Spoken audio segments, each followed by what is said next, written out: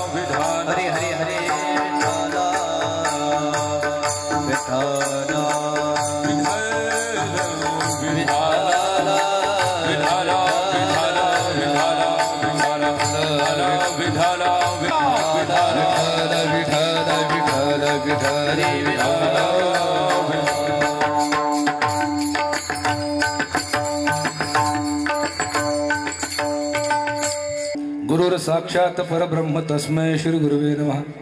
ब्रह्मानंदं परमसुखदं केवलं ज्ञानमूर्ति द्वन्द्वातीतं गगनसदृशं तत्त्वमशादिलक्षणम् एकं नित्यविमलमचलं सर्वदि साक्षिभूतं भावार्थितं त्रिगुणरहितं सद्गुरुं तं नमामि। पुंडलीक वरदारि विठ्ठल श्री ज्ञानदेव तुकाराम पंढरीनाथ भगवान की जय। श्री गणेशाय नमः। श्री सरस्वती नमः। ओम नमोजी सद्गुरुनाथा आपल्या चरणी माझा माथा। वचन ऐकावे कमलापती माझी रंकाची विनंती। कर जोडी तो कथे काळी आपण असावे जवळी। पांडुरंगा करू प्रथम पांडुरंगा करू प्रथम पांडुरंगा करू प्रथम नमन पांडुरंगा करू प्रथम नमः दुसरे चरण संतांजिया दुसरे चरणा संतांजिया दुसरे चरणा संतांजिया पांडुरंगा करू प्रथम नमन दुसरे चरण संतांच्या त्यांच्या कृपादाने कथेचा विस्तार। बाबाजी सद्गुरु दास तुका जयांचे केले स्मरण। हो हे सकळ विद्येच्या अधिकरण तेची बंधू चरण श्री गुरूंचे। वक्रतुंड महाकाय सूर्य कोटी समप्रभ निर्विघ्नं कुरु मे देव सर्व कार्येषु सर्वदा। ऐशियाचा पदराधारा ऐशियाचा पदराधारा ऐशियाचा पदराधारा ऐशियाचा पदराधारा जेण देव येईल घरा जेण देव येईल घरा ऐसे पदराचे धारी ऐसे पदराचे धारी जेण देव येईल घरा जेण देव येईल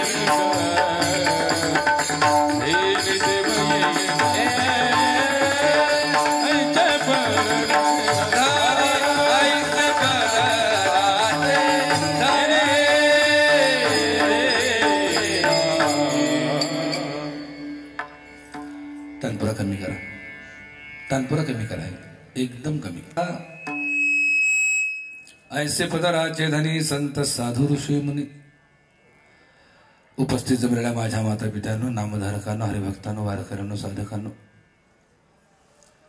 भगवंतावर निस्सीम प्रेम करणाऱ्या सर्व माझ्या आत्मस्वरूप भावंडांनो तुम्हा सर्व संत मायबापांच्या चरणी माझा साष्टांग दंडवत।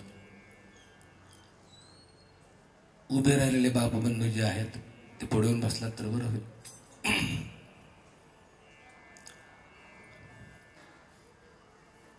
जर बसण्याची व्यवस्था चुकलेली आहे ओबडधोबड जाय पुरुष म्हणलं इकडे या मातानं पुढे या मातानं पुढे या समान अधिकार आहे तुम्ही माग का। यांच्या प्रथम पुण्य स्मरणानिमित्त आजची ही कीर्तन सेवा आयोजित करण्यात आलेली आहे। लेकुराचे हित जाणे माऊलीचे चित्त ऐशा कळवळ्याच्या जाती करी लाभाविणे प्रति। जगात एकमेव व्यक्तिमत्व असं आहे की कोणताही स्वार्थ कोणताही लाभ न पाहता आपल्या मुलावर आपल्या अपत्यावर जीव टाकून प्राण टाकून प्रेम करणारी एकच व्यक्ती आहे ती म्हणजे आई।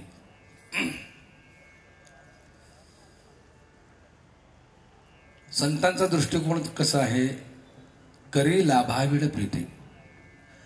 बाकीचे नाते टिकवता येतात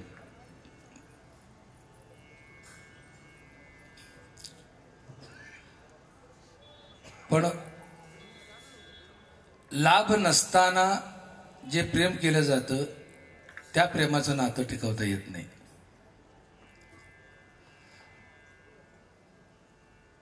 वडील मुलाचं नातं असेल मित्र मित्राचं नातं असेल पती पत्नीचं नातं असेल सगळ्या गोष्टी असतात। ही नाती टिकतात का टिकतात त्याच्या पाठीमागचं कारण आहे काही ना काहीतरी बॉन्डिंग काही ना काहीतरी व्यवहार आहे काही ना काहीतरी स्वार्थ आहे। पण एकमेव नातं असं आहे की विना स्वार्थाचं दृढ प्रेम केलं जातं पुढच्याकडून काहीच अपेक्षा नसते। असे दोन नाते आहेत एक संत आणि भक्त आणि एक आई। भूमिका समजून घ्या शेवटपर्यंत अपत्याकडून कशाची अपेक्षा करत नाही फक्त एकच घार हिंडते आकाशी तिचे चित्त पिलापाशी। तसं देहात असताना देखील आई प्रेम करतेच करते पण देह ठेवताना सुद्धा आपल्या मुलांची काळजी करतच ती निघून जात असते। असे आई सातळ आहे आईबद्दल बोलावं तेवढं थोडंच आहे.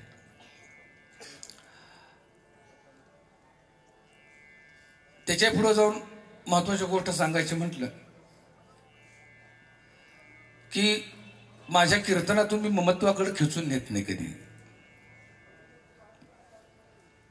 मी ममत्व मांडत नाही. प्रत्येक जण देहात आलेला आहे आणि प्रत्येकाला जायचं आहे. कोणच थांबायला आलेलं नाही. आमच्यातून परमार्थ कधी घडेल माहिती आहे का? आमची वेळ आसक्ती संपेल. या देहाबद्दल असेल, धनाबद्दल असेल, ऐश्वर्याबद्दल असेल, प्रपंचाबद्दल असेल किंवा संसाराबद्दल असेल. जोपर्यंत आसक्ती संपत नाही तोपर्यंत आमच्या आयुष्यातलं दुःख कधी सांगणार नाही. मी आईचं कौतुक करतोय. त्या आईनं हा देह ठेवला आणि आयुष्यभर जे कुटुंबावर, प्रपंचावर, मुलांवर प्रेम केलं, तर कुठंतरी प्रेमाचा अभाव या ठिकाणी इथून पुढे निर्माण होणार आहे. तो आलंच नाही. पण जगात कुणीतरी असलं, ज्यानं देह धारण केलेला त्याला त्याला हा देह ठेवायचाच आहे. हा ही विशेष गोष्ट लक्षात ठेवली पाहिजे. मग तिथं आई असेल, वडील असेल, भाऊ असेल, पत्नी असेल, मुलगा असेल, कोणी असेल, प्रत्येकाला भगवंताला श्वास वाटून दिलेत आणि त्या श्वासाप्रमाणे प्रत्येकाला आपलं जीवन कंटायचं आहे. अखेरचा श्वास मोजला गेला. कुणीही जरी आला, प्रत्यक्ष ब्रह्मदेव जरी आला तरी त्याला या भूतलावरती थांबता येणार नाही. त्याला निघून जावं लागणार आहे. माझं बोलणं समजून घ्या.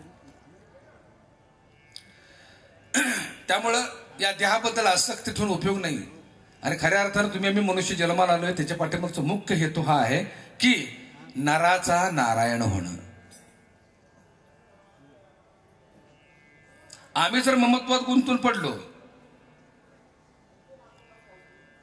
आम्ही जर आसक्तीत अडकून पडलो, तर ज्या आनंदासाठी, ज्या समाधानासाठी, ज्या शाश्वत सुखासाठी तुम्ही आम्ही इथपर्यंत आलोय, तो कुठंतरी कार्यभाग चुकेल. त्या लहान लेकरांना बसवा खाली.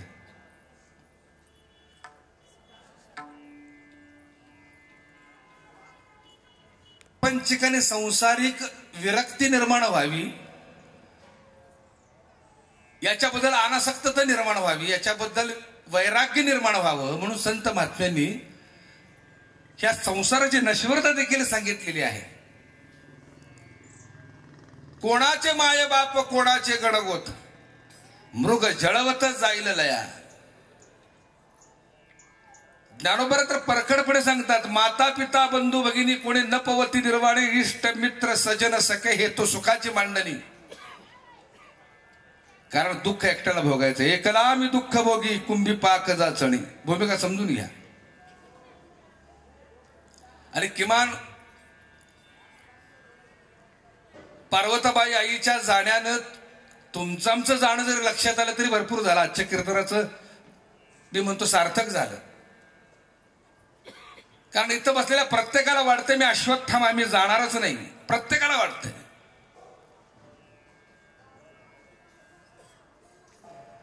जिथं मी जन्माला लावलाय तिथं मरणारच नाही. पण आमचं अज्ञान किती मोठं आहे बघा. मरे एक त्याचा दुजा शोक वाहे, अकस्मात तोही पुढे जात आहे. स्मशानभूमीमध्ये तो देह चितेवर ठेवतात आणि पेटवतात. तो देह पेटत असतो आणि आमची चर्चा चालू असते. काय मी म्हणा, रामभाऊ सारखा माणूस नाही. बघा की राव, माणसं एवढी जोडली, एवढं कमवलं, एवढं आयुष्यभर जगला, काय नेलं जाताना? काही नेलं नाही. माणसाचं आयुष्य लय क्षणभंगूर नाही. कुठे चर्चा चालू आहे? स्मशानात. पण त्या ह्या भोप्याला हे कळत नाही, आज तो चितेवर जळतो, उद्या मी जळणार आहे. स्मशानात वैराग्य निर्माण होतं, पण ते वैराग्य अखंड टिकावं. भूमिका समजून घ्या. म्हणून मी नेहमी सांगत असतो, स्मशानभूमी ही गावाच्या बाहेर कधी बांधायची नाही. गावाच्या चौकात बांधायची. मेन रस्ता असतो का ना चौक, मध्ये तिथं स्मशानभूमी बांधायची. जाता येताना पेटताना दिसलं की बरोबर तळ्यावर येते. आमच्या हातनं जी उत्तमात चालू आहे ना, लबाडी चालू आहे. दिवसा ढवळ्या मी कायद्यानुसार टाकतोय का नाही? आम्ही वाल्याला नावं ठेवतो. तो वाल्या तिथला नाही आहे, तुम्ही आम्हीच वाल्ले आहोत. भूमिका समजून घ्या. कायद्यानं आम्ही टाकतोय, कायद्यानं आम्ही बलात्कार करतोय, कायद्यानं मी लुटमार करतोय. अंतःकरणाला विचारून बघा कोण प्रामाणिकपणे काम करतोय. आजचा प्रत्येक व्यवहार टेबलाखालनं चालू आहे. आजचा प्रत्येक व्यवहार वेळ मारून चालू आहे. आणि आम्हाला वाटतं चांगलं काम करतो, नाही. भूमिका समजून घ्या. पण विरक्ती निर्माण व्हावी. कितीही जरी मिळवलं, कितीही जरी कमावलं, किती जरी जिरवाजिरवी केली, तर शेवटी जायचंय कुठंतरी, इथं जायचं हे लक्षात येण्यासाठी स्मशानभूमी गावाच्या चौकात बांधावी. घाबरायचंय काय त्यात? त्या निमित्ताने तर वैराग्य निर्माण होईल, विरक्ती निर्माण होईल आणि मनुष्य जन्माला येण्याचं कारण तरी समजेल. मी नेहमी सांगत असतो, ज्याच्या समोर मृत्यू आहे त्यालाच खरी वेळेची किंमत आहे. 24 तास 12 महिने आमच्या डोळ्यासमोर मृत्यू ठेवला पाहिजे. घटका गेली, पळे गेली, तास वाजे झणाडा. मिनिटानं, सेकंदानं, मिनिटानं, तासानं, दिवसानं, आठवड्यानं, महिन्यानं, वर्षानं ग्रासतोय आम्हाला. तुम्हाला वाटतं आम्ही जिवंत आहे, आम्ही जगतोय. जगतोय का आम्ही? आम्ही जगत नाही, आम्ही मरतोय. भूमिका समजून घ्या. मरण्याची प्रोसेस कधी सुरू झाली माहिती आहे का तुम्हाला? तुमच्या मरणाची प्रोसेस कधी सुरू झाली? ज्या वेळेला जन्माला आलो तेव्हापासून मरण्याची प्रोसेस सुरू झाली. काळ ग्रासतोय, टिक टिक टिक टिक. आणि त्याचं उदाहरण आम्ही मनगटावर बांधले तरी सुद्धा लक्षात घेणं. आमच्या मनगटावर बांधले आम्ही त्याचं उदाहरण. सेकंदानं, मिनिटानं, तासानं, दिवसानं ग्रासतोय का नाही? ग्रासतोय, खातोय तो. ती मरणाची प्रोसेस पूर्ण कधी होते माहितीये का? या देहातून ज्या वेळेला अखेरचा श्वास जातो त्यावेळेला ती मरणाची प्रोसेस पूर्ण होते. प्रोसेसला सुरुवात झाली आईच्या उदरातून जन्म घेतल्या आणि प्रोसेस पूर्ण झालं स्मशानभूमीत. मरतोय, जगतोय का मरतोय मी? सांगा आता. बघा, आमच्या हातात ना जन्म, आमच्या हातात ना मृत्यू, आमच्या हातात काही नाही. तानपुरा थोडा जर अजून कमी करा. आमच्या हातात काही नाही. आमच्या हातात आहे फक्त जन्म आणि मृत्यू मधलं अंतर. आमच्या हातात जन्म आणि आमच्या हातात जर मृत्यू भगवंतानं दिला असताना काय झालं असतं देव जाणे. कशाला कोण परमार्थ करतो, कशाला कोण वाऱ्या करतो, कशाला कोण कीर्तन प्रवचन करतो? का? ज्या गोष्टीची भीती आहे म्हणून हे परमार्थ चालू आहे. तो परमार्थच घडला नसता. भगवंतानी सगळं तुम्हाला दिलंय, पण जन्म आणि मृत्यू आमच्या हातात दिलेलं नाही. हे तर वैशिष्ट्य आहे. तुम्ही काय समजून घ्या. एक राजा होता, प्रचंड ऐश्वर्य, संपत्ती, धन दौलत, मान सन्मान सगळं मिळवलेलं, सगळं. आणि त्या ऐश्वर्यात लोळत असताना त्याला वाटलं मी म्हणजे अश्वत्थामा आहे, मी कधी मरणारच नाही. माझ्यासारखा ऐश्वर्यवान राजा या जगात दुसरा कोणी नाही. जसं तुम्हाला वाटतं तसं त्यालाही वाटत होतं. एके दिवशी पहाटे राजाच्या स्वप्नामध्ये मृत्यू आला आणि राजाला म्हणाला, राजा आज संध्याकाळी तुला मी न्यायला येणार आहे, ठिकाण तू ठरव. एसीत झोपलेल्या राजाला दरदरून घाम आला. पहाटे पहाटे बर निरोप दिलाय कुणी? मृत्यूनं. आज संध्याकाळी तुला न्यायला येणार आहे, ठिकाण तू ठरव. असं म्हणल्याबरोबर राजाला तडकन जाग आली. लगेच पहाटे 7 वाजता राजानं सगळ्यांना बोलवलं. प्रधानजी, सेनापती, संचालक मंडळ सगळ्यांना बोलवलं. घडलेला किस्सा सांगितला. आज पहाटे माझ्या स्वप्नात मृत्यू आला आणि तुम्हाला म्हणाले आज संध्याकाळी न्यायला येणार आहे, मी काय करू सांगा. 2 तासाच्या सल्लामसलतीनंतर एक निर्णय झाला. प्रधानजी म्हणाला, महाराज ही जागा सोडा तरच तुम्ही मृत्यूपासून वाचाल. राजानं त्या क्षणाला घरदार, वैभव, राज्य वैभव, ऐश्वर्य सगळं तिथं टाकलं आणि जी पळायला सुरुवात केली. माझं बोलणं कळते का? डॉक्टरने सर सांगितलं तुम्हा आम्हाला की काय नाही म्हणले, दररोज 4 किलोमीटर चाला तरच तुमचं आरोग्य व्यवस्थित राहील. तरी बी आम्ही आळस करत असतो. पण मृत्यू समोर आल्याबरोबर, मृत्यू कळाल्याबरोबर तो राजा किती किलोमीटर पळाला माहिती आहे का? 200 किलोमीटर नुसताच पळत होता. 3 सांज झाली, एक बाग दिसली. त्या बागेमध्ये गेला, एक दगडी बाकडा दिसला. त्या बाकड्यावर जाऊन बसला, डोळे मिटले, सुस्कारा सोडला. वाचलो बाबा. डोळे उघडून पाहतोय तर मृत्यू समोर हजर. राजा म्हणला, गड्या तुझ्या भीतीपोटी मी 200 किलोमीटर पळत आलो आणि इथपर्यंत तू आलासच का? त्यामुळे मृत्यूने इतकं छान उत्तर दिलं. राजा तुला सकाळी काय म्हणालो तो, आज संध्याकाळी तुला मी न्यायला येणार आहे, ठिकाण तू ठरव. आता 200 किलोमीटर पळत येऊन हे ठिकाण तू निवडलेस, त्याला मी काय करू? कुठे यास?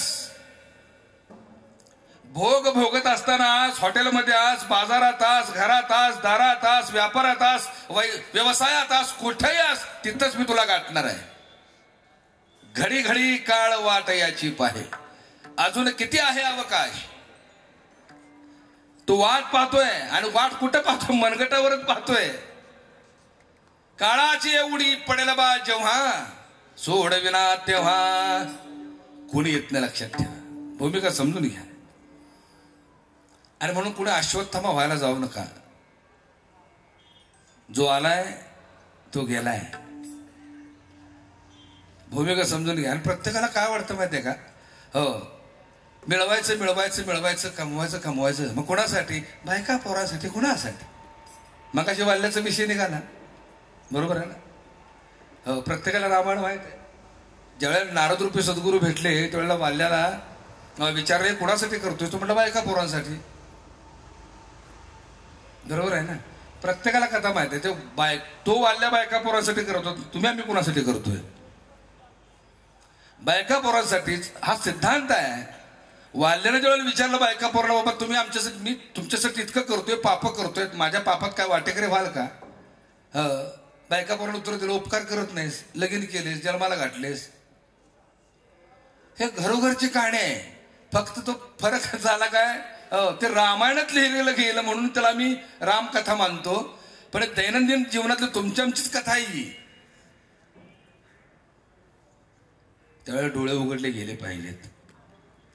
सोडविना बंधू पाठीची बहीण, शेजेची कामिना दूर राहे. सोडविना राजा देशीचा चौधरी, अनिक सोयरी भली भली. कुणी येत नाही सोडवायला. आम्ही जर प्रपंचातच सायासे करसी प्रपंच दिन निसी असं जर करत राहिलो तर अखेरच्या श्वासाला ज्ञानोबाने सांगितल्याप्रमाणे कोणाचे माय बाप, कोणाचे गणगोत, मृग जळवत जाईल लया.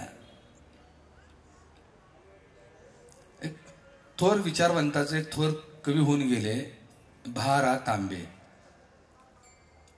बऱ्याच रचना आहेत त्यांच्या.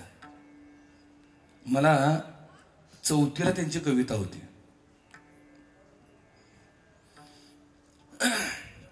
आणि ते काय व्हायचं माहितीये का, लहानपणी कविता पाठ करून घ्यायच्या. त्या कवितेचा अर्थच दिलीपचा आम्हाला कळायचा नाही, कळायचाच नाही अर्थ.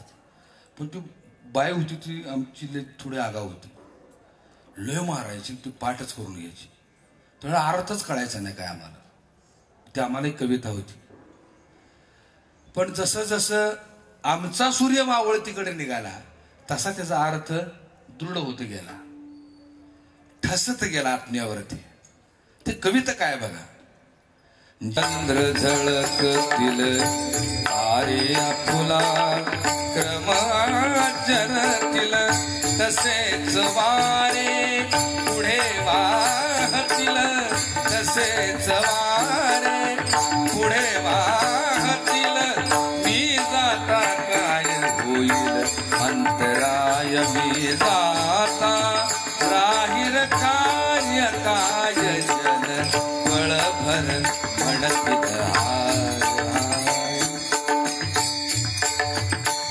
हाय सगळे सोय रे डोळे पुसतील उद्या आपुल्या कामी लागतील सगळे सोय रे डोळे पुसतील उद्या फुल्या कामी लागतील उठतील बसतील हसून खिदळतील उठतील बसतील हसून खिदळतील मी जाता त्यांचे काय जाय मी जाता राहील कार्य काय जन पळभर म्हणतील हाय हाय जन पळभर जन पळभर जन पळभर म्हणतील हाय हाय जन पळभर म्हणतील हाय हाय मी जाता राहील कार्य काय सत्य मानले सत्य सूर्य तळपतील चंद्र झळकतील तारे आपला क्रम आचरतील तसेच वारे पुढे वाहतील मी जाता होईल काय अंतराळात काय होणार आहे माझ्या जाण्यानं काही फरक पडणार नाही पक्ष्यांचा चिवचिवाट चालू राहणार आहे नद्या नाले वाहत राहणार आहेत नाही का वारा वाहत राहणार आहे सूर्यचंद्र उगवणार आहेत मावळणार आहेत काही फरक पडत नाही एवढंच नाही सृष्टीचं सोडा घरातले देखील सगळे सोयरे डोळे पुसतील किती दिवस लईत लईत 13 दिवस सगळे सोयरे डोळे पुसतील पुन्हा आपुल्या कामी लागतील उठतील बसतील हसून खिदळतील मी जाता त्यांचे काय जाय ज्यांच्या साठ्या आयुष्य खर्च केलं त्यांच्या आमच्या जाण्याने त्यांच्या जीवनात काही फरक पडत नाही ही विरक्ती लक्षात ठेवा कारण आजचा अभंगच सांगून जातोय भव नदीचे पाणी रे गड्या मोठे ओढीते भल्या भल्या पोहणाऱ्यांना उलथून पाडीते भल्या भल्या लय सिरियस झाल्या नाही गंभीर झाल्या सगळीच व्हायलाच पाहिजे कारण कधीतरी गांभीर्य घेतलं पाहिजे हो प्रत्येक कीर्तनातनं कीर्तनकाराकडनं जर सासू सुनेच्या गोष्टी बेवड्याच्या कथी ऐकून हसण्याची जर अपेक्षा ठेवत असेल तर जीवनच हसत झालं म्हणून समजा वस्तुस्थिती आहे कधीतरी गांभीर्य व्हायला पाहिजे आणि ते गांभीर्य या नश्वर देहाचं गांभीर्य आलं पाहिजे लक्षात ठेवा असा तसा हा मनुष्य देह मिळालेला नाही आणि अनंत प्रयासाने मिळालाय अनंत प्रयासानं पण तुमचं आमचं जगणं झाले कुत्र्या मांजऱ्यासारखं तुमचं आमचं जगणं झाले किडामुंगीसारखं त्या मनुष्य त्याला कोण महत्व द्यायला तयार नाही इकू लागून राहिला बरोबर तुम्ही गाताना फक्त चालू करा हा महत्वच कोण द्यायला तयार नाही बरे असं आलंय का हो हा मनुष्य असाच आलाय का जन्माला आलो आमचं बारसं घातलं हो लहानाचं मोठं केलं लग्न झालं आमचं आम्हाला पूर्ण झाले पुन्हा आम्ही मेलो काय नाही किडामुंगी तेच करतायत आहार निद्रा भय आणि मैथून पण या मनुष्य योनीमध्ये येण्याचं प्रयोजन काय आहे का नाही आहे काय बसल्यावर बसलं बांधलं नाही दागदागिने गळ्यात घालणं नाही बँक बॅलन्स वाढवणं नाही नराचा नारायण होणं नरदेहाचे निज्ञाने सच्चिदानंद पदवी घेणं एवढा अधिकार नारायण कृपावलोकन दिला भूमिका समजून घ्या अधिकार दिलाय नराचा नारायण होण्याचा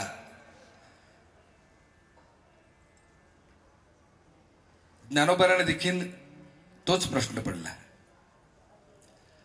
ज्ञानोबरा म्हणतात भगवंता तुझी प्राप्ती याच मनुष्य जन्मात होते याच योनीत होती इतर योनीत होत नाही पण या योनीत येण्यापर्यंत संचित आणि प्रारब्धाच्या माध्यमानं 83,99,999 योन्या पालथ्या घालाव्या लागतात दुःख भोगावं लागतं अनंत यातना सहन कराव्या लागतात सुख उपभोगण्याचा अधिकार फक्त मनुष्य देहात आहे इतर योनीत नाही इतर योनीत फक्त दुःख दुःख आणि दुःख आहे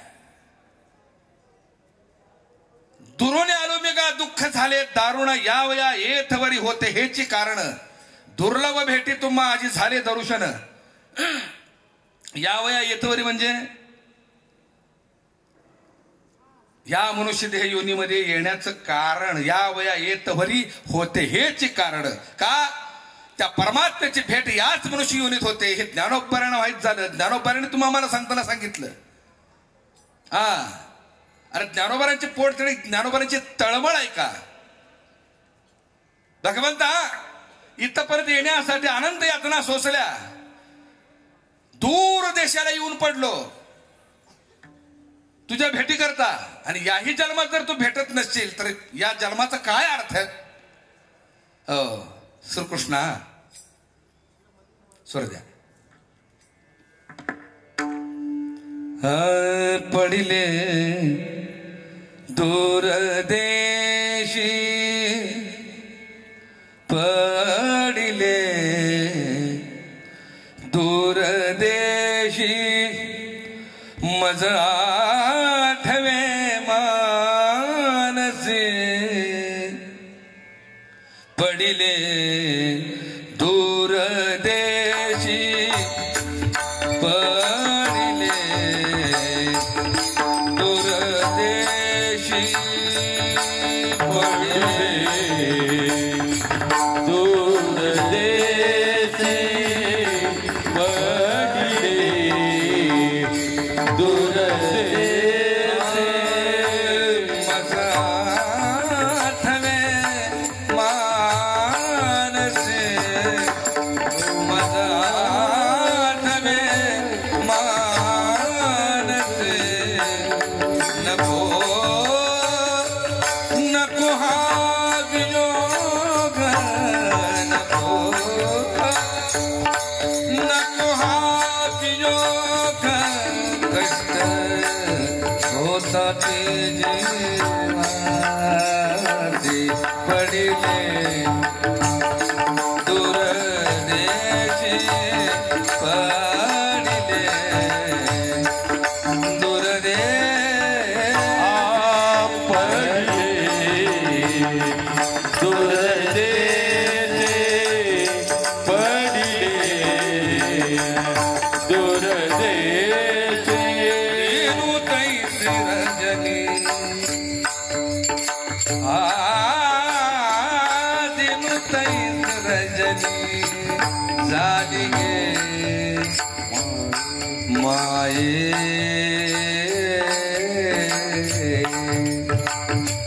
अवस्था लावली गेला अवस्था अवस्था लावली गेला अजुनी कान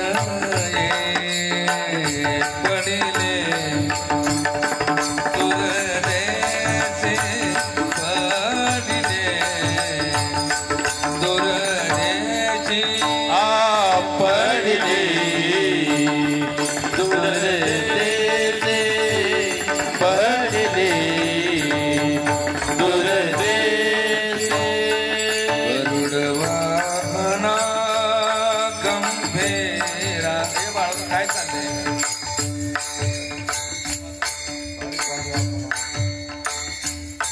गरुड वाहना गंभीरा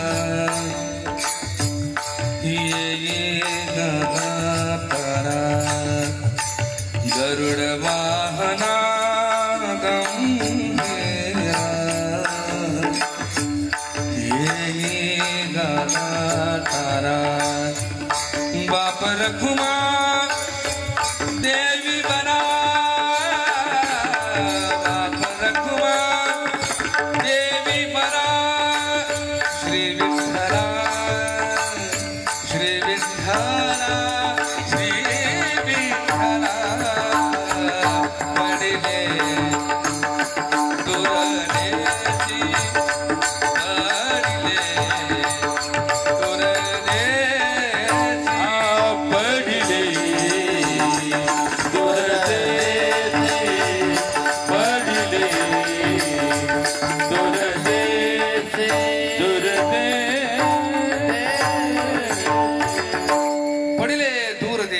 गाठवे मानसे नको नको हा वियोग कष्ट होता ती जीवासी दिनू तैसी रजनी झाली गे माये अवस्था लावून गेला अजूनही का नाही. आमच्या आयुष्यामध्ये अशी अवस्था निर्माण झाली पाहिजे. इथपर्यंत येऊन देखील परमात्म्याची जर गाठभेट होत नसेल, आमचा जीव जर शिवरूपाशी एकरूप होत नसेल, आत्म्याची परमात्म्याची गाठभेट जर होत नसेल तर काही अर्थ नाही हो. आपल्या मनुष्य जन्मालाच काही अर्थ नाही. मनुष्य योनीमध्ये येऊन तुम्ही आम्ही काय साधलं मला सांगा. काय साधलं. सयासे करसी प्रपंच दिननिसी अहर्निसी सदा परमार्थ करावा. संत बोंबलून सांगून गेले. का याच योनीमध्ये त्याची भेट होते. बुद्धीचे वैभव अन्य नाही तुझे. भूमिका समजून घ्या. बुद्धीचं वैभव इतर ठिकाणी नाही, फक्त या मनुष्य जन्माला बुद्धीचं वैभव मिळालेलं आहे. त्या बुद्धीच्या वैभवाचा जर आम्ही परमात्मा प्राप्तीसाठी जर उपयोग केला नाही तर काय उपयोग आहे. संसारात रस आहे. जो जो संसारी मानी सुख तो तो जाणी दे पडत मूर्ख. समर्थ रामदासांनी सांगताना सांगितले. जो संसारात सुख मानतो, वस्तूत सुख मानतो, पदार्थात सुख मानतो, भोगात सुख मानतो, हो त्याच्यासारखा दुःखी जगात कुणी नाही. भूमिका समजून घ्या. बरं प्रपंच करावा का तर करावा. कशासाठी. जगण्यासाठी. बरं का जगावं. त्याच्या प्राप्ती करता. प्रपंच हे साधन आहे. आम्ही प्रपंचाला साध्य मानलं. आम्ही प्रपंचाला साध्य मानलं आणि तोच पूर्ण करण्याकरता निघालोय. आणि जो पूर्ण होतो त्याच्याकडे आमचं लक्षच नाही. प्रपंच पूर्ण होतो का. कधीच होत नाही. जर प्रपंच पूर्ण होत असता तर टाटा बिर्ला अंबानी अदानी यांनी थांबवलं असतं. हो पण झोपेच्या गोळ्या 2-2 गोळ्या खाऊन त्यांचा प्रपंच चालू आहे. पूर्ण होतोय का. बस ज्यांचा पूर्ण झालाय, हो ज्यांचा परमार्थ पूर्ण झालाय त्यांचा प्रपंच पूर्ण झालाय. संन्यास कुठं असतो. संन्यास कुठं असतो. भगवी कपडे घालण्यात. रुद्राक्षाच्या माळा घातल्या, भगवी कपडे घातली, लक्षात आला का कमंडोले घेतलं दारोदार हिंडते. घरदार टाकलं, पोरबाळ टाकले, संन्यास घेतलाय. त्याला संन्यास म्हणायचं. संन्यास कुठं आहे. मी आणि माझे पण विसरले जयाचे अंतःकरण पार्था तो संन्यासी जाण निरंतर. ज्याचं मी आणि माझं पण विसरलंय. भूमिका समजून घ्या. मग ऐश्वर्यात लोळा काय फरक पडत नाही. विठाल विठाला विठाला संसार टाकून संन्यास भोगता येत नाही. तुम्हाला एक गोष्ट सांगू का. संसारापासून जो पळतो ना संन्यास घेऊन तो पळपुट आहे. बघा मी काय म्हणतोय. भगवंताने जो प्रपंचाचा अधिकार दिला ना तो कशासाठी दिला माहिती आहे का. तुमचं मन गुंतावं, मन एकाग्र व्हावं कर्मामध्ये आणि चित्त परमात्म्याच्या ठिकाणी स्थिर राहावं. सर्वात सोपा परमार्थ प्रापंचिकालाच करता येतो. संन्यासाला नाही करता येत. तुकोबराने तर गोड उदाहरण दिलं. प्रपंच रचना भोगुनी त्या गेली. कारण प्रपंचाच्या विधीमुळं जीव कर्मात गुंततो. त्याचं मन विचलित होत नाही. लक्षात सर्व भोग भोगतो. शरीराचे धर्म आहे ते शरीराचे सर्व धर्म तो पाळत असतो. जशी पोटाला भूक आहे तशी शरीराला भूक आहे. ते लोभाच्या माध्यमाला, कामाच्या माध्यमाला, क्रोधाच्या माध्यमाला ते पूर्ण करत असतो. प्रापंचिक सांगतोय मी. आणि अखेरीस या सर्वावर पाडी सोडून तो परमात्म्याच्या ठिकाणी लीन होतो. का. प्रपंच रचना भोगुनी त्या गेली. आमचा जर भोग शिल्लक असेल, आमचं जर कर्म शिल्लक असेल, भगवंताने कर्म देखील वाटून दिलेलं आहे आणि ते जर आम्ही शिल्लक ठेवून नापाकपणानं पळत गेलो, संन्यास घेतला, लक्षात आलं का, तेवढ्यासाठी पुन्हा त्याला जन्म घ्यावा लागणार आहे. एवढं सोपं नाही ते. जिथं जिथं देह धारण केलेला आहे तिथं तिथं प्रत्येकाला प्रपंच आहे का नाही. पोटासाठीच प्रयत्न चाललेत ना सगळे. ह्या देहाच्या सुखासाठी सगळे प्रयत्न चाललेत का नाही. भूमिका समजून घ्या. आणि म्हणून प्रपंचात नेटका करावा. आधी प्रपंच करावा. नेटका म्हणजे कर्ज काढून मजल्यावर मजलं बांधणं नव्हे. नेटका म्हणजे आमच्या घरात समाधान ओसंडून व्हायला पाहिजे. बायकोरानं पोराने म्हटलं पाहिजे, कारभारी पंढरपुरा निश्चिंत जा, काही काळजी करू नका, आम्ही सांभाळतो पाठीमागं. पण ते कधी होईल, त्यांच्या मुखातून हे शब्द कधी बाहेर पडतील, ज्यावेळेला आम्ही प्रपंच नेटका करू त्यावेळेला. प्रपंच करायला झेपे ना, बायका पोरांची पोट भरायला जमे ना, की ह्याला विरक्ती निर्माण होते, मग ह्याला वैराग्य निर्माण होत, मग ह्याला पंढरीची वारी दिसते, मग ह्याला पताका दिसतो. घरातला पांडुरंग उपाशी ठेवून हे दीडशाने निघाले पंढरीला. साधेल का परमार्थ? एका जणानं घरच्यांना वैतागून संन्यास घेतला. बास, संन्यास घ्यायचा म्हणले. आता अंगावर कापड बी ठेवलं नाही त्यानं. लज्जा राखण्यासाठी म्हणून एक लंगूट लिहिलं आणि बदलण्यासाठी दुसरं लंगूट घेतलं. अंगावर एक लंगूट, बाकी उघडा, आणि बदलण्यासाठी दुसरं लंगूट हातात घेतलं. वनात गेला. वनात म्हणजे माणसाशी संपर्क ठेवायचा नाही, बायका पुरुष अजिबातच नाही. पालापाचोळा नारळाच्या जावळ्या वगैरे गोळा केल्या, एक झोपडी बांधली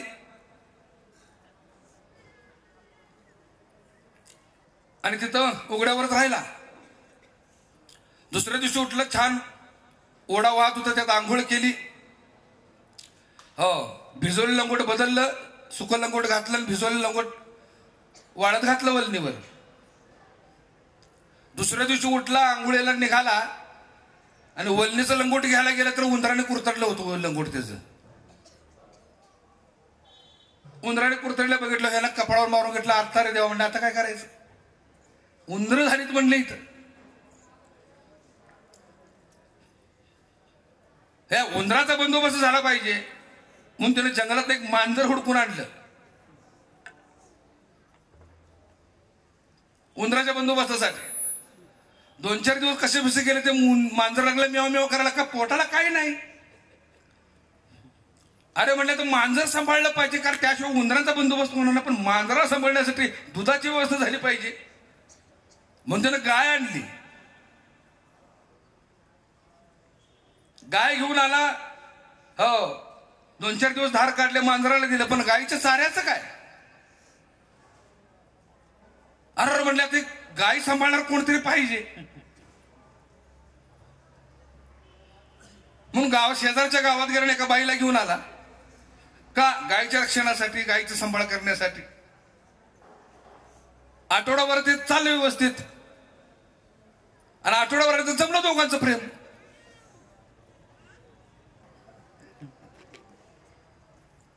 माझं बोलणं कळते का? प्रपंच जिथं जिथं देह आहे तिथं तिथं प्रपंच आहे. बायका पोरांचा त्याग, कुटुंबाचा त्याग, घरादाराचा त्याग म्हणजे प्रपंच. त्या प्रपंचाचा त्याग नाही. तुम्ही निवाऱ्यासाठी जंगलात देखील झोपडी बांधताच ना. या देहाला लागणाऱ्या गोष्टीसाठी सगळ्या गोष्टीची पूर्तता करताच ना. तोच प्रपंच आहे. मग असा गरिबीचा प्रपंच का करावा? नेट का करावा? हा, पण या प्रपंचामध्ये विरक्ती असावी, या प्रपंचामध्ये वैराग्य असावं, स्थितप्रज्ञावस्था असावी, संन्याशी वृत्ती असावी, तरच तो प्रपंच सुखाचा होईल. कारण प्रपंच हा प्रारब्धावर अवलंबून आहे. भूमिका समजून घ्या. प्रत्येकाने जर अपेक्षा केली मी टाटा बिर्ला अंबानीच्याच पोटी जन्म घेणार, शक्यच नाही. आणि भूमिका एक गोष्ट लक्षात ठेवा, श्रीमंतीत जन्म घेतला काय, गरिबी जन्म घेतला काय, दोन्ही सारखंच आहे. कारण भगवंत श्रीमंती ठेवणी परीक्षा बघतो आणि गरीब ठेवणी परीक्षा बघतो. या दोन्ही परीक्षेत जो उतरतो ना तो खरा परमार्थिक. विठ्ठल विठ्ठल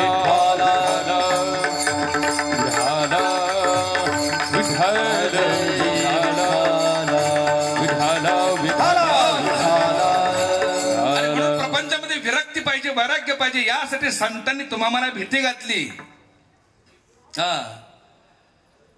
भव नदीचे पाणी रे गड्या मोठे उडीत, या भव नदीचे पाणी रे गड्या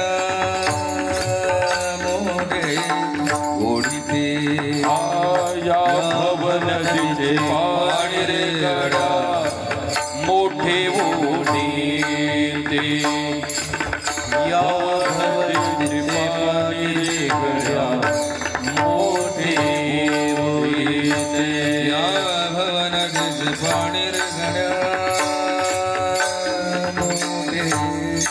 ओढीते या भवन ओढीते भल्या भल्या पोहणाऱ्यांना उलटून पाणी भल्या भल्या पोहणाऱ्या उलटून पाणी ते भवनदीचे पाणी रे गड्या हिरगोते खासी उलट उलट माघारा घड्या फिरगोते आशी उलट उलट माघारा घड्या फिरगोते आशी उलट उलट माघारा घड्या फिरगोते आशी भररापुरा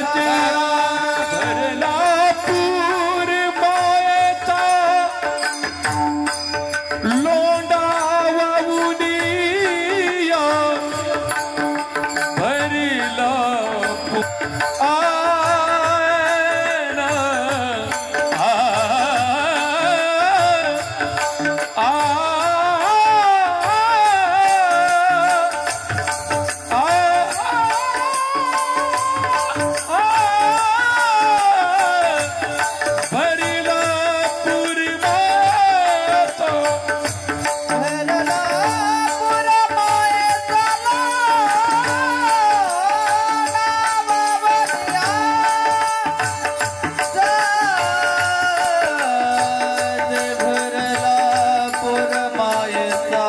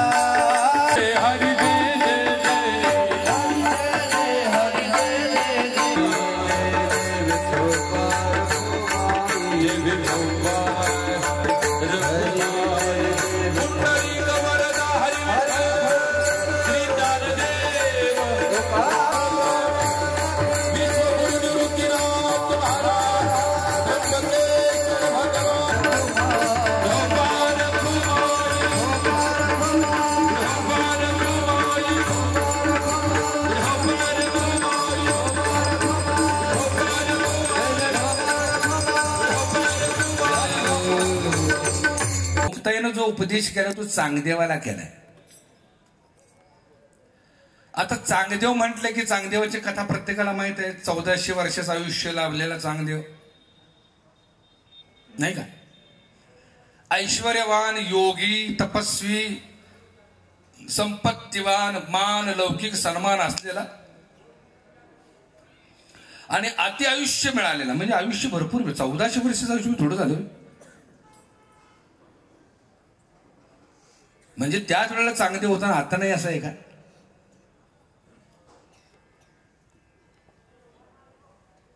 अति आयुष्य लाभलेले चांगदेव इथं बी आहेत. आयुष्यभर ऐश्वर्य मिळवलं, संपत्ती मिळवली, मान मिळवला, लौकिक मिळवलं. म्हणले चांगदेवाच्या माग पुढं म्हणले हो लाखो भाविकांची लाखो शिष्यगणांचं ऐश्वर्य होत. त्या ऐश्वर्याचं प्रतीक आहे. म्हणजे चांगदेव वाघावर बसून यायचा. ते कशाचं प्रतीक आहे? सत्तेचं प्रतीक आहे. हातामध्ये सर्पाचा चाबूक असायचा. चाबूक म्हणजे काय? अनुशासनाचं प्रतीक आहे. म्हणजे धाक होता. ढोल धमामे नगारे बँजो वगैरे जे काय सगळं असेल ते मागं पुढं असायचं. कशाचं प्रतीक आहे? ऐश्वर्याचं प्रतीक आहे. मग आता ऐश्वर्यवान नाहीत. आता ऐश्वर्यवान आहे, संपत्तीवान आहे, सत्तावान आहेत, आयुष्यात देखील अधिक लाभलेला आहे. हो, पण ज्या अर्थी चांगदेवाला 9 वर्षाच्या मुक्ताईकडून अनुग्रह घ्यावा लागला त्या अर्थी आयुष्य लाभून देखील संपत्ती सत्ता असून देखील अक्कल घाण ठेवली असला प्रकार झाला. घाण ठेवली म्हणण्यापेक्षा अक्कलच नाही, बुद्धीच नाही. ऐश्वर्यवान अति आयुष्य लाभलेल्या चांगदेवाला जर 9 वर्षाच्या मुक्ताईकडून अनुग्रह घ्यावा लागत असेल तर बुद्धी आहे का तिथं? नाही. मग इथं काय चांगदेव नाही? बुद्धिहीन. हीनता कशाची आहे? परमार्थिक अभाव आहे, स्वरूपाचा अभाव आहे, आध्यात्मिक ज्ञानाचा अभाव आहे, आत्मतत्वाचा अभाव आहे. मी कोण आहे, कुठून आलोय, माझं कर्तव्य काय, माझा अधिकार काय याचा अभाव आहे. म्हणजेच आम्ही बुद्धिहीन आहोत. ऐश्वर्य संपत्ती सत्ता सगळ्या गोष्टी आहेत पण परमार्थिक अनुभव नाही. शून्य आहोत आम्ही, बुद्धिहीन आहोत. तरुण जर जायचं असेल भव नदीचं पात्र, भव म्हणजे दुःख, भव नदीचे पाडिले गड्या मोठे ओढीते, भल्या भल्या पोहणाऱ्यांना उलथून पाडिते. भली भली 2.5-3 वर्षापूर्वी भली भली रांगेत उभी होती, माहित आहे ना दिलीप दादा? भली भली रांगेत उभी होती. 5 लाख घ्या पण रेमडेसिवीर द्या.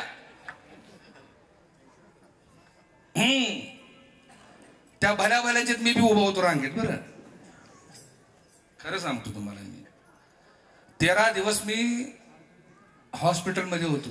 13 दिवस. आमचं कराडचं मोठं कृष्ण हॉस्पिटल आहे, त्या हॉस्पिटलमध्ये होतो. इतर वेळेला भल्या भल्यात मी बी स्वतःला गणतच होतो. संत चरण राजा बाळकृष्ण दादा वसंत गडकर. मग काय ते कारमधनं एंट्री, त्या फुलांच्या पाय घड्यान, पुष्पांचा वर्षाव, ते सिंहासन, ते काय तो थाट. तिथे गेलो आमचा थाट बघायला पाहिजे होता. सुरुवातीला म्हटलं का नाही, धन दारा पुत्र कुणी कुणी नव्हतं. त्या हॉस्पिटलचा ड्रेस घातला होता, मला कुणी कुत्र ओळखत नव्हतं. ते डॉक्टरची होते ना आमच्या बरोबर हे करायला, ती चंद्रावरून आल्यासारखा सगळा त्यांचा ड्रेस होता. ते स्वतः होते कुठलं ते काय म्हणते त्याला मला माहित नाही, आता ते विसरलो मी. पीपी किट नाही का, हा ते घातलं होतं. आणि आमच्यावर व्यवहार कसा होता माहिती आहे का? आम्हाला तिथे हॉस्पिटलचं जेवण होतं. बरं, जेवणाची क्वालिटी जर बघितली हो तर उलटी येईल तुम्हाला. डाळीची आमटी होती पण डाळच नव्हती त्यात, इतकं ते पातळ होतं. बिनतेलाच्या चपात्या 2च. लक्षात आलं का? ती भाजी कशाची होती आतापर्यंत मला कळालं नाही. आणि त्या कंटेनरमध्ये सगळं बांधून, लक्षात आलं का, ते कंटेनर पॅक केलेलं तो आणि आमच्या अंगावर फेकायची अशी. आम्ही जी हलायचो होती तिथं आमच्या बसायला ताट, पुढं पाट, ताटाला रांगोळी, काय सांगावं ती थाट. तिथं आम्ही जेलत होतो. आणि बरं आम्हाला जेवण कसं मिळत? रांगेत उभं राहायचं. आम्ही रांगेत उभं राहायचो. आमच्या अंगावर ते फेकलं जायचं, आम्ही कॅच करायचो आणि जाऊन बेडवर जाऊन खात बसायचो. नाही बायकोचा संपर्क ना, पोराचा संपर्क ना, घरादाराचा काय संपर्क नाही. तिथं माझी नशिबार्थ लक्षात आली, बाळकृष्ण महाराज ही तुमची लायकी. एक प्रसंग असा झाला, भूक लागली होती आणि मला कायच माहित नाही आपलं सहज. आणि काय केलं होतं माहिती आहे का, त्या जे कंपाऊंडर आम्हाला जे जेवण देत होते की नाही, त्यांच्यामध्ये आणि आमच्यामध्ये 15 फुटाचं अंतर होतं. आणि मध्ये एक रेष आखली होती अशी त्यांनी, ह्याच्या आत कुणी याचं नाही. आणि मला भानच नाही हो, मी आपलं पाऊल टाकलं पुढून गेलो त्यांच्याजवळ. एकाच्या हात उघडला, सार मागा म्हणले, मरायला आलास त्यालाच आम्हाला मारतोस का. गप माग गेलो. अहंकार तिथं शून्य झाला माझा. संत चरणरज बाळकृष्ण दादा वसंत गडकरी हे लेबल आहे बाबा. खरी अवकात आपली ही आहे. तिथं मला बरं शिकायला मिळालं. माझा अहंकार तिथं मावळला. बघा, दुःखाचं मूळ कारण आहे अहंकार. जेव्हा तुमचा अहंकार ठेचावला जातो, अहंकार ज्यावेळेला बळावला जातो, त्यावेळेस खऱ्या अर्थानं दुःख होतं. अलग लक्षात. त्यावेळी मी समजून घेतलं, हा अहंकार मावळला पाहिजे. त्यावेळेला मी समजतो आपण भले नाही आहोत, क्षुल्लक आहोत. त्या मृत्यू पुढं क्षणभंगूर नाही भरवसा, फारे सावध तोडा मायाशा. भल्या भल्या पोहणाऱ्यांना उलथुनी पाडिते. स्टीव्ह जॉब्स माहिती आहे का तुम्हाला? ऍपल कंपनीचा मालक स्टीव्ह जॉब्स. वयाच्या 59व्या वर्षी त्याला कॅन्सर झाला. श्रीमंती किती म्हणाल तर एका मिनिटाला इंडियन करन्सी 1 कोटी रुपये त्याच्या खात्यावर पडायची. एका मिनिटाला म्हणतोय मी. हिसाब करा, एका मिनिटाला 1 करोड रुपये त्याच्या खात्यावर जाऊन पडायचे. असा कंपनीचा मालक, ऐश्वर्यवान, श्रीमंत. काय, कोण व्यावसायिक आहे, कोण उद्योजक आहे, कोण पैसेवाला आहे, कोण लँडलॉर्ड आहे. त्यांच्यासाठी वाक्य सांगतो. बेडवरती झोपला असताना म्हणाला, माझ्या आयुष्यात इतका पैसा मिळाला की जगातल्या प्रत्येक देशातल्या प्रत्येक शहरात मी माझा बंगला बांधू शकलो असतो. त्या बंगल्यामध्ये नोकर चाकर साफसफाईला ठेवले असते, कारण इतका पैसा माझ्याजवळ आहे. जगातले प्रत्येक आलिशान कार मी खरेदी करू शकलो होती, चालवण्यासाठी मी ड्रायव्हर ठेवू शकलो असतो. इतका पैसा मी उधळण्यासाठी माणसं ठेवू शकलो असतो. पण पैशाने सगळ्या गोष्टी होत नाहीत. जो मला आजार जडलेला आहे, तो आजाराचं दुःख भोगण्यासाठी मला माणसं ठेवावी लागतच नाहीत, लागणार बी नाही. कारण ते दुःख मलाच भोगायचं आहे. ते दुःख भोगायला कोणाला ठेवू शकत, पगार देऊन ठेवू शकत नव्हतो मी. ते दुःख मलाच भोगायचं आहे. सगळं मी खरेदी करू शकलो असतो, पण सुखाचा बेड मला खरेदी करताना नाही. अखेरीस माझा देह या दुःखाच्या बेडवरच निघालेला आहे. काय कमवलं आयुष्यात येऊन? मला खेळायचं होतं, मला उड्या मारायचं होतं, मला बागडायचं होतं, मला आनंद घ्यायचा होता, मला बँड मध्ये नाचायचं होतं, मला चित्रपट पाहायचे होते, मला वडापाव खायचा होता रस्त्यावर उभा राहून, मला सगळं करायचं होतं. मला लहान मुलांच्यात खेळायचं होतं, बायका पोरांना घेऊन चित्रपटाला जायचं होतं, सगळ्या गोष्टी करायच्या होत्या. ते न करता मी फक्त पैसा पैसा पैसा पैसा करायचं. शेवटी काय मिळालं? काही मिळालं नाही. अर्थ कळला का? म्हणून लय मोठं व्हायला जाऊ नका. पैसे जरूर मिळवावे, श्रीमंती जरूर असावी. लक्ष्मी जर घरी चालून येत असेल तर तिला ठुकारू नये, वादच नाही. पण या सगळ्यांना सगळ्यांच्याकडे पाहत असताना त्या नारायणाला लक्षात ठेवावं की जो नारायण अखेरचा श्वास आमचा आनंदात घालविल. या देहाची तीव्रता, या देहभोगाची तीव्रता, या प्रारब्धाची तीव्रता कमी कधी होईल? ज्यावेळेला आमचं लक्ष नारायणाकडे राहील त्यावेळेला. आमचं जर लक्ष नारायणाकडे नसेल तर भोगाची तीव्रता अधिक होते आणि आम्ही दुःखाच्या खाईच जातो. भोग प्रत्येकालाच आहेत. ज्ञानोबा, तुकोबा, नाथराज सगळ्यांना भोग आहेत, कुणालाच चुकलेलं नाही. तसं तुम्हाला देखील तो भोग चुकलेला नाही. त्या संतांनी ते भोगाची तीव्रता कमी केली. एका जनार्दनी भोग प्रारब्धाचा, पण तीव्रता कमी कशाने झाली? त्या भगवंताच्या चिंतनाने त्या भोगाची तीव्रता कमी झाली. आणि दुःख होत असलं तरी भोगल्यासारखं वाटत नाही. या नाव परमार्थ. भूमिका समजून घ्या. म्हणून तुकडोजी महाराजांचा एक अभंग घेतो. आणि सेवेला मी पूर्ण विराम देतो. ऐक मानवा भाई तानपूर द्या.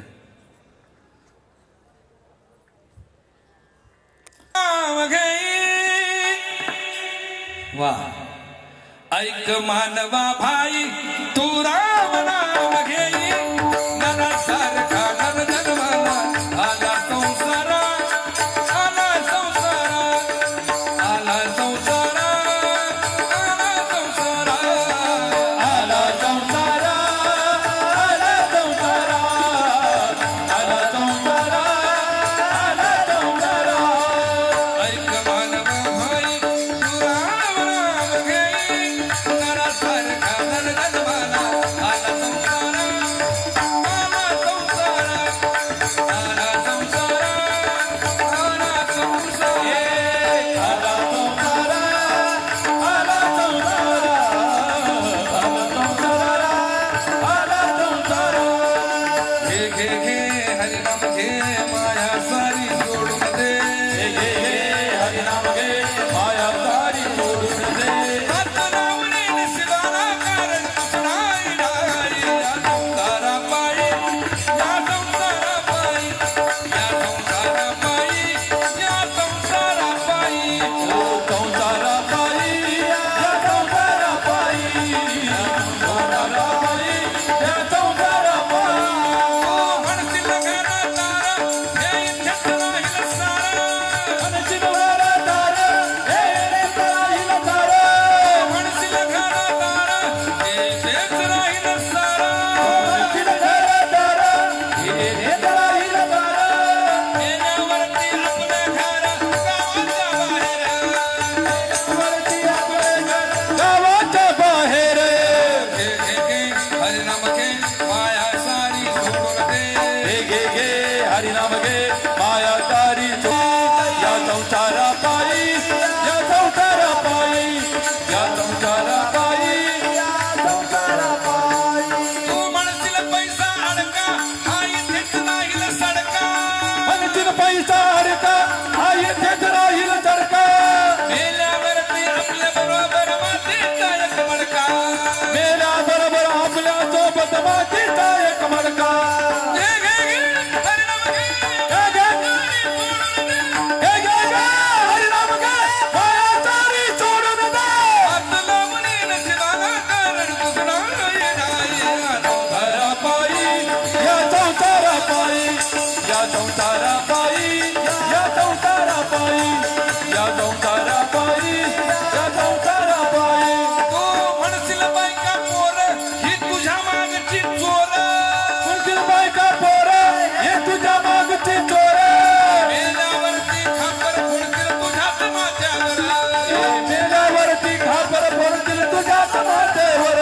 अरे तुकड्या गोणे हत्ती या शिक्षणात होईल माती.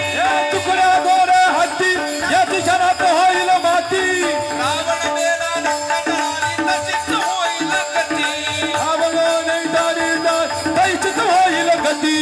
घे घे घे हरिनाम घे माया सारी सोडून दे. घे घे घे हरिनाम घे माया सारी सोडून दे. हात लावणे नशिबाला पायी या संसारा पायी या संसारा पायी या संसारा पायी या संसारा पायी. हो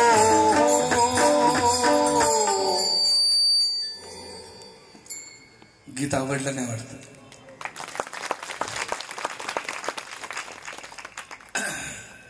तुकडोजी महाराजांनी या ठिकाणी विरक्ती सांगितलेली. विरक्ती.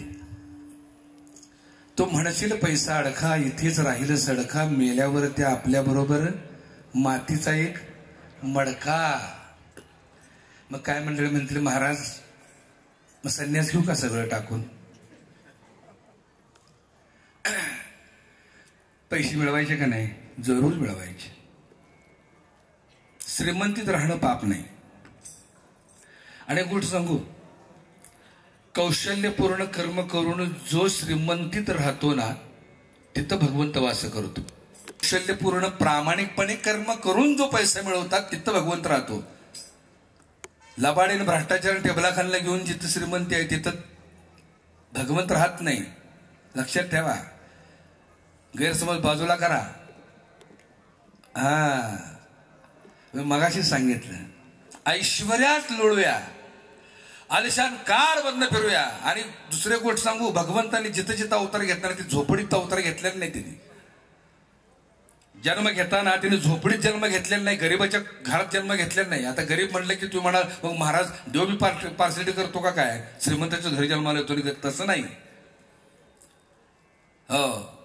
मी मगाशी तेच सांगितलं, कौशल्यपूर्ण कर्म करून जिथं यश ओसंडून वाहताना तिथं भगवंत वास करत असतो.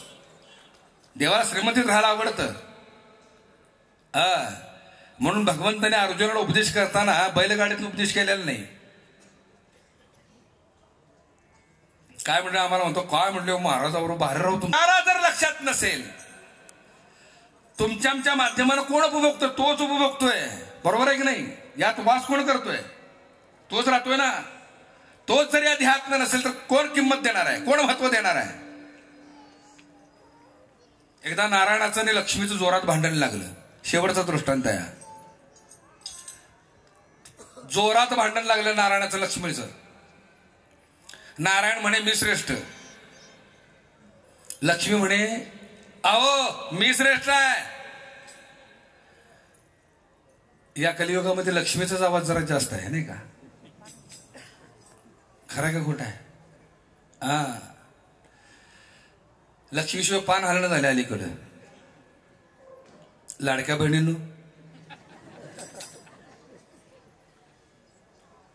आता लाडक्या म्हणायचं का तुम्हाला लालची म्हणायचं तेच कळेल.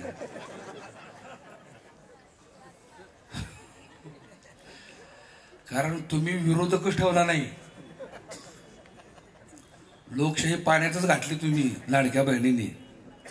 जाऊ द्या, चला तो विषय आपला नाही. पण ते लक्ष्मीच्या दर्शनाशिवाय लक्ष्मीशिवाय काय पान घालायला तयार नाही.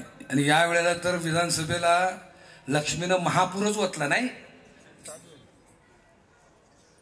तिचाच आवाज जास्त आहे. नारायण म्हणे अगं मी श्रेष्ठ आहे. गा बसा, मी श्रेष्ठ आहे.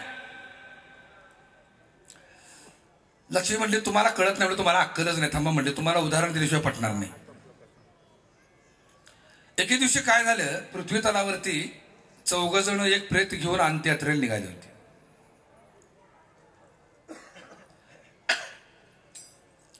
अंत्ययात्रेला निघाले असताना लक्ष्मीने बरोबर मोका साधला. लक्ष्मीने काय केलं माहितीये का? गांधीवाले 500 खाली टाकले, 500ची नोटा सोडल्या खाली. पाऊसच पडायला लागला पैशाचा. ह्या 4घांनी बघितलं बरं, आलो का म्हणले पैशाचा पाऊस पडायला लागला. त्याने प्रेत दिलं त्या 4घांनी टाकून आणि लागली पैसे वरच्यावर गोळा करायला. खाली पडले, गोळा करायला लागले. लक्ष्मी हसली, नारायणाला बोलवून घेतले, इकडे या बघा म्हणले कसं आहे. आणि त्या संस्कारासारखं पवित्र काम टाकून त्या प्रेताला दिलं टाकून कसं म्हणले माझ्या मागे लागलेत, म्हणून म्हणले मी श्रेष्ठ आहे. नारायण म्हणतो बरोबर आहे लक्ष्मी, तू श्रेष्ठ आहेस, बरोबर आहे. पण ते म्हणले 4 जण तुझ्या मागे लागली होती, ते प्रेत का तुझ्या मागणं आलं नाही? नारायण लक्ष्मी म्हणाली अहो नारायणा, ते मेलंय, ते कसं येईल म्हणले माझ्या माग. नारायण म्हणाले लक्ष्मी त्याचा अर्थ तसा नाही. त्या 4घांच्यात मी होतो म्हणून ती तुझ्या मागणं पळाली. त्या प्रेतातच मी नाहीये, कसं तुझ्या मागणं येईल? उपभोगणारा लक्षात ठेवला पाहिजे. उपभोगणारा मी आहे, मी आत्मस्वरूप आहे. मी देह नाही, देह माझा नाही. मी देहा वेगळा आणि संग परतत्व परब्रह्म आहे. याची जाणीव ज्याला झाली त्याच्याकडे पैसा असो अगर नसो, तो अखंड श्रीमंतीत आहे. ज्ञानेश्वर माऊली ज्ञानराज माऊली, ज्ञानेश्वर माऊली ज्ञानराज माऊली, ज्ञानेश्वर माऊली ज्ञानराज माऊली, ज्ञानेश्वर माऊली. नदीचे पाणी रे गड्या मोठे उडीते, भल्या भल्या पोहणाऱ्यांना उलथुनी पाडीते. उलट उलट माघारा गड्या फिरगोते खाशी, भरला पुरमायेचा लोंढा वाहुनी आजाशी. क्षणभंगुर संसार याचा भरवसा नाही, अविद्येचा पुर बाबा वेगी ओसरेना. कल्पना सुसरीची मिठी सोडिता सुटेना. क्षणभंगुर संसार याचा भरवसा नाही, दुर्लभ नरतनु गेल्यावरती होशील पछताई. म्हणे मुक्ताई जाण चांगया अंतरीची खूण जा सद्गुरु शरण तुझं नेती उतरून उलट उलट मातुल्य असणारे व्यक्तिमत्व त्यांच्या चरणार्पण करतो. माझे परममित्र शिंदे साहेब, त्यांचे चिरंजीव, मातीची सेवा करण्याची संधी या ठिकाणी उपलब्ध करून दिली. तुम्हासारख्या संत महात्म्यांची सेवा करण्याची संधी या ठिकाणी साहेबांनी उपलब्ध करून दिली. त्यांचे ऋण व्यक्त करतो आणि सेवेला मी पूर्ण विराम देतो. विठ्ठल जय जय विठ्ठल, जय जय विठ्ठल, जय विठ्ठल जय जय विठ्ठल, विठ्ठल जय जय विठ्ठल.